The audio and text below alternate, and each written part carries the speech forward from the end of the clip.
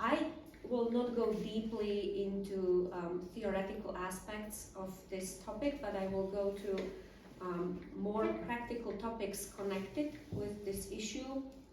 So I will start with the negative aspects or effects of modern technologies as proposed by not only psychologists but also many sociologists and also some theologians while observing and doing the research among young people. Really, the first thing that we need to keep in mind is that our youth and childhood was quite different from young people of the present times. It's the experience of our children who have to remind us many times that, you know, we were born with these technologies, so do not blame us for using them. And of course, the positive effects are immeasurable. The positive effects of opening the space to the debate on a global level. In the present time, you can be at various places, spaces, countries at the same time, speaking with many people, being a part of wider community than just a single community around you as a person. But the negative effects have been discovered or are discovered as we progress in time, so to speak. And the main danger that many researchers see as very problematic and important is life on screen, life through screen, life through filters, so to speak. If you observe many times young people sitting around the same table, they are not talking to each other, they many times are chatting through the screen.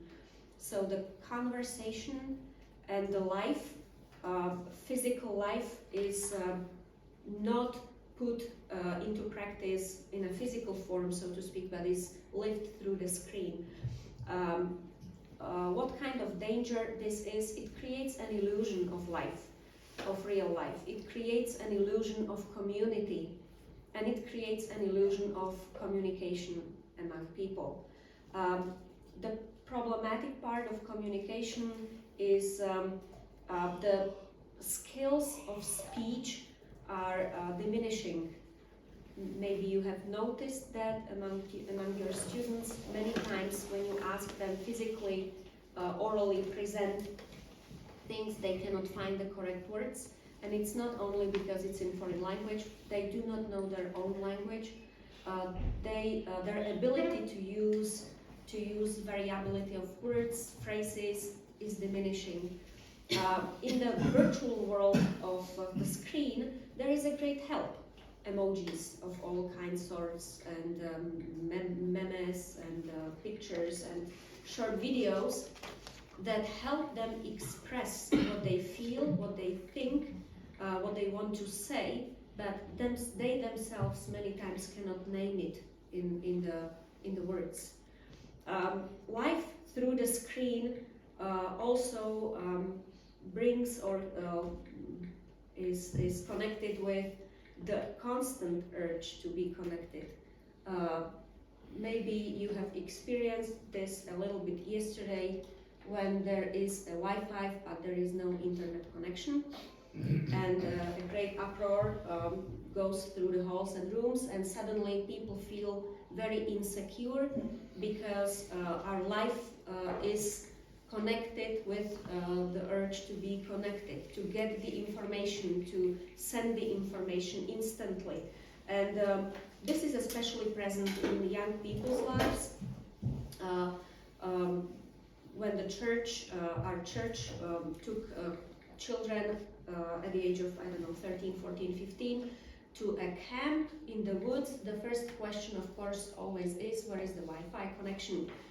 And there is none Wi-Fi, there is no Wi-Fi, there is nothing. So, yes, we talked about this yesterday, but they were almost shocked and fainting at the idea that they will not be connected for 3 days to any kind of media, and how the world will function without them. So the urge to be connected is addictive, so to speak, and if not present, catastrophe approaches, catastrophe of bombs and wars and stuff like that. This is, of course, connected with the idea of self-perception of these young people. And it's not only self-perception, it's more of self-presentation. How do others see me? How do they look at me through the screen that they are using? And what do I present about myself through the screen that other people see? The referential point is really not my authentic presentation, self-presentation many times, but to fulfill the wishes of others who see me, to fulfill their expectations. How should I look? What should I wear? How should I behave? What should I say? So then they really seek the enhancement possibilities. I had a student from Mexico who told me that in the past, when the girls reached the age of 15, there was a special celebration for the family because the girl was mature enough to enter adult life, so to speak. So the family gathered and the girl got a nice dress and some special gifts.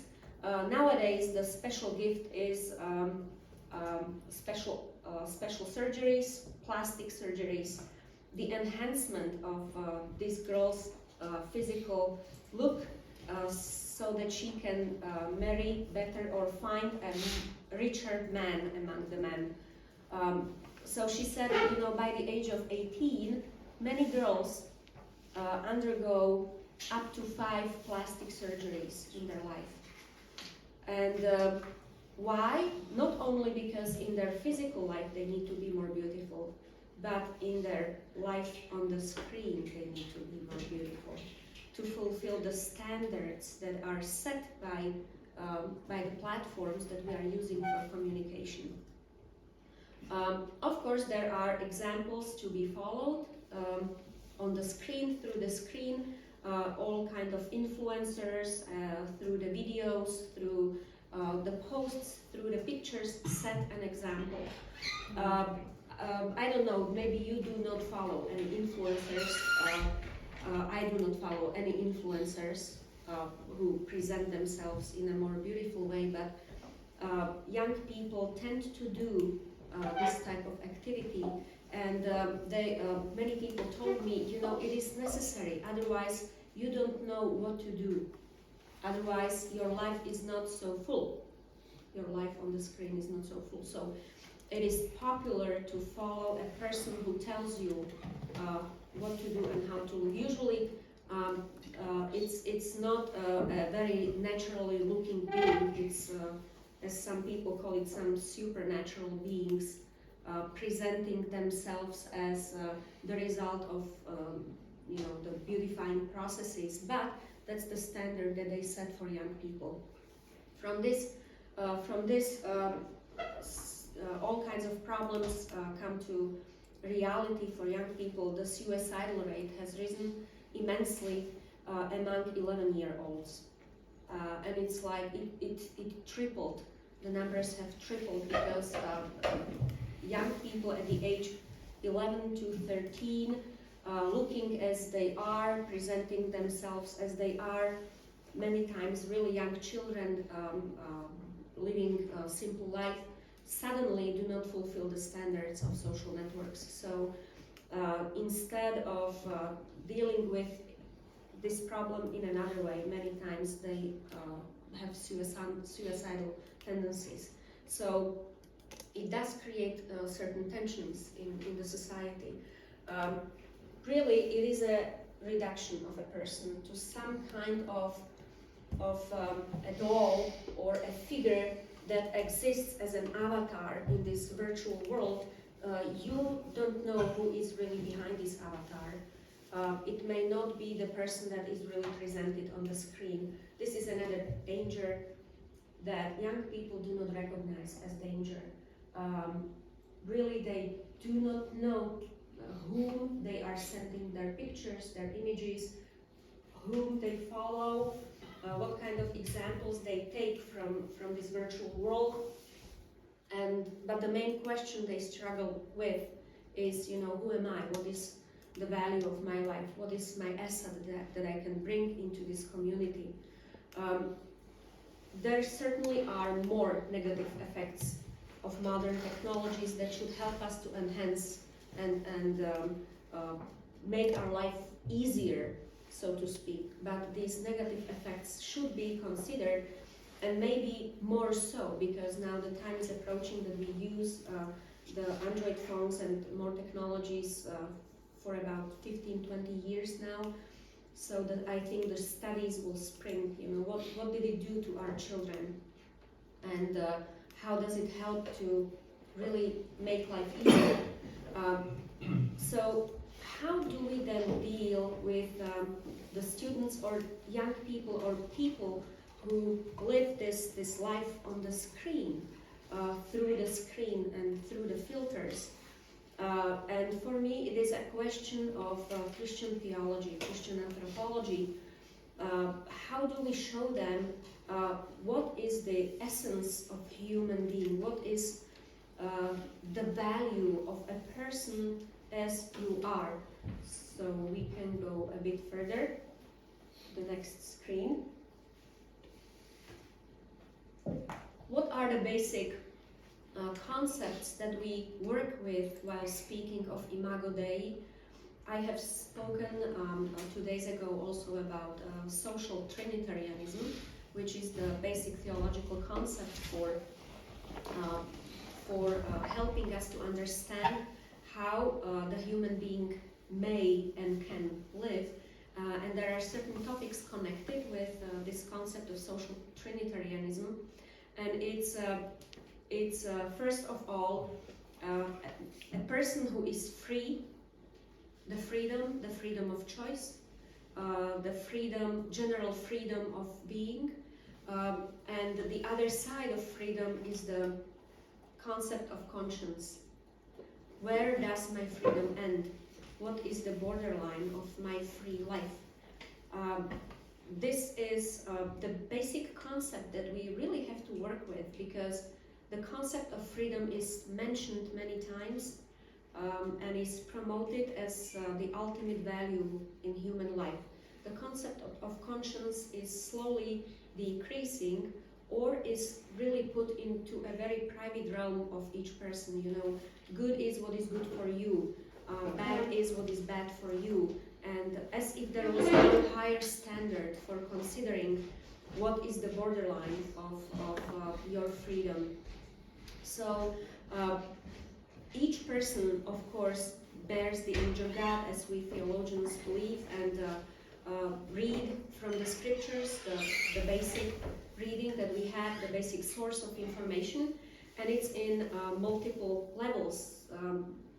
First of all, man as a rational being in its substance, the ability to think critically, the ability to decide what is right and wrong, with the will to do good or to do bad.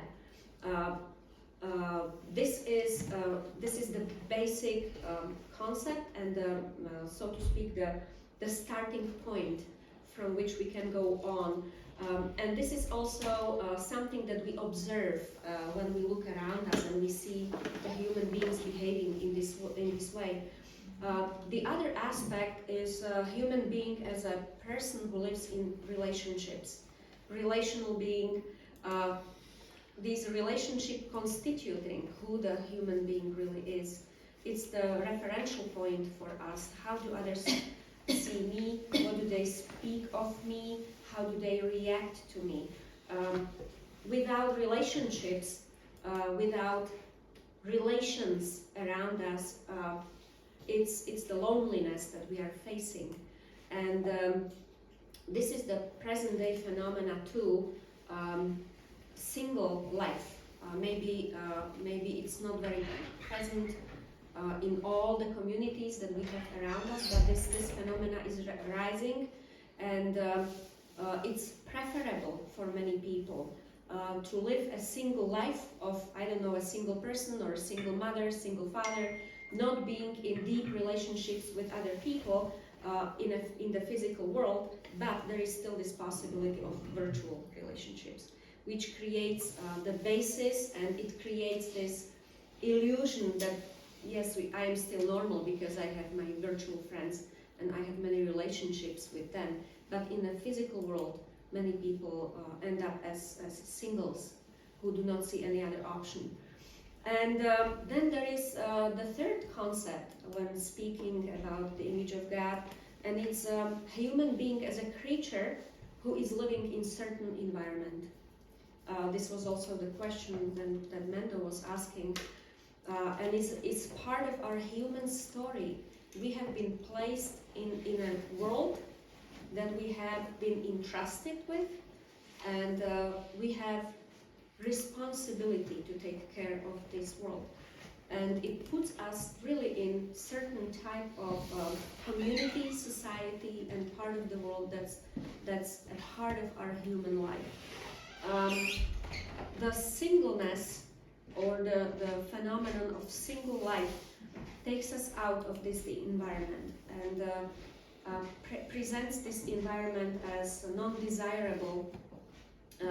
People are trying to be detached from real world, creating their own small single cell, and that really encloses them in more loneliness and singleness, that the ties and the relationships then fail completely.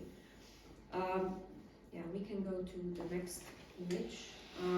So if we want to see the image of God in the persons around us and in us, we rightly have to ask the question, what is the story behind all this? And the Christian meta-narrative, or that springs from the Bible, speaks about human beings as a part of greater story that there is. Human beings are not beings that simply appeared at some point of time, but were pre-thought in God's creative work, and they have been placed in the world as a part of it on a physical level, and yet having a special mandate to take care of the created world. More so, it's not only about the physical existence of human beings in the world, but it is also about their relationship to God who created them. And many young people would like to see this God as a therapeutic tool, so to speak, who comes to help when the times are harsh, but otherwise does not really interfere with your life.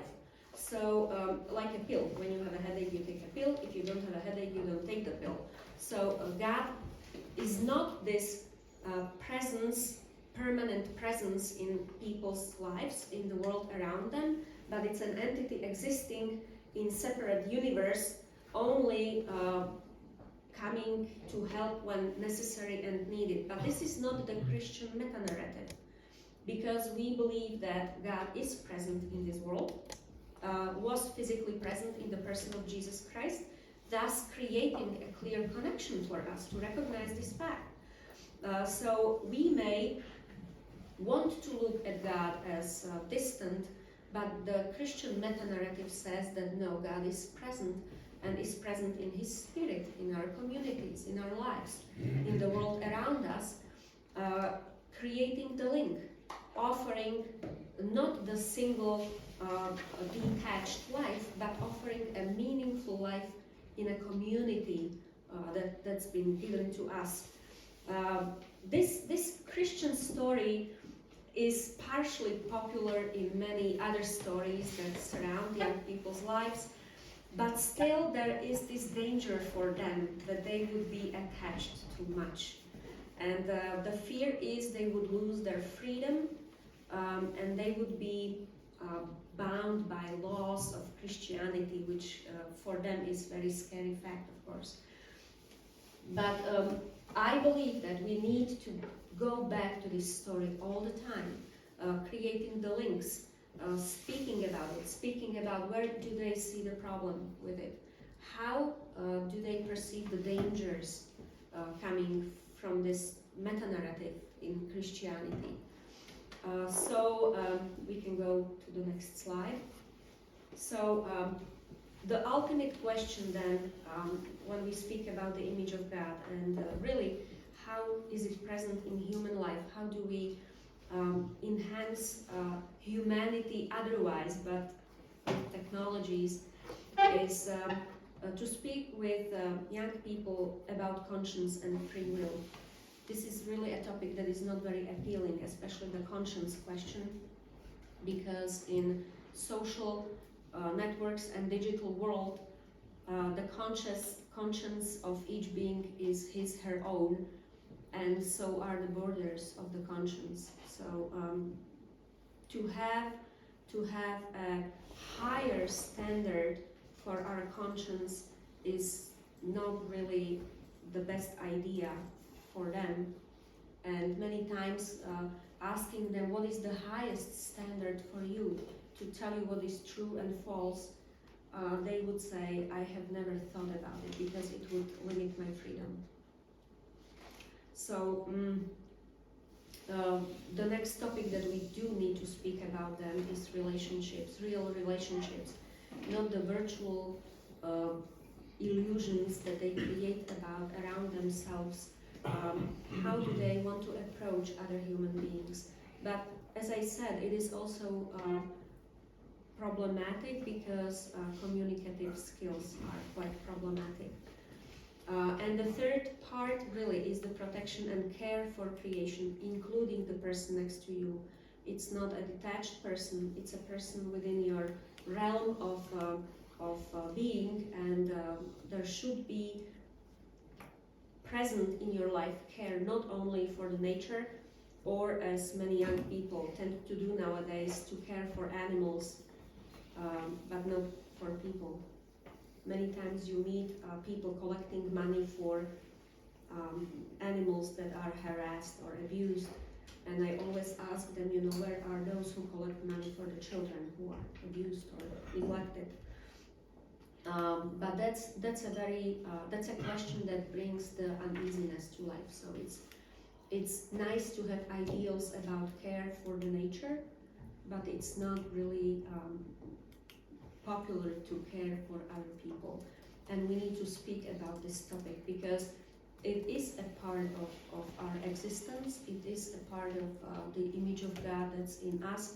God cares not only about the world and nature, God cares for each person separately. So this is just a touch, I would say, on the topics that I've been dealing with. This is the end. Thank you for your attention.